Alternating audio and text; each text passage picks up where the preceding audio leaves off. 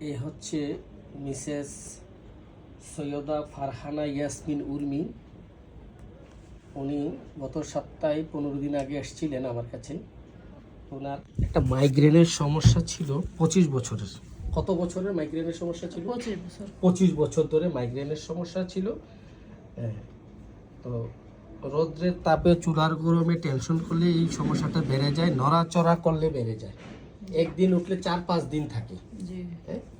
তো এই চুপচাপ নীরব শুয়ে থাকলে, চুল টানলে একটু ভালো লাগে, আক্রান্ত পাশ চেপে শুলেও ভালো লাগে। জি জি। আপনার এই চিকিৎসার পর আজকে 15 দিনে আপনার মাথা ব্যথাটা ভালো আছে? জি। সম্পূর্ণ আর ওঠে না একবার? না না, এখনো পর্যন্ত ভেরি ওঠে গুড, না। অনেক ধন্যবাদ আপনাকে।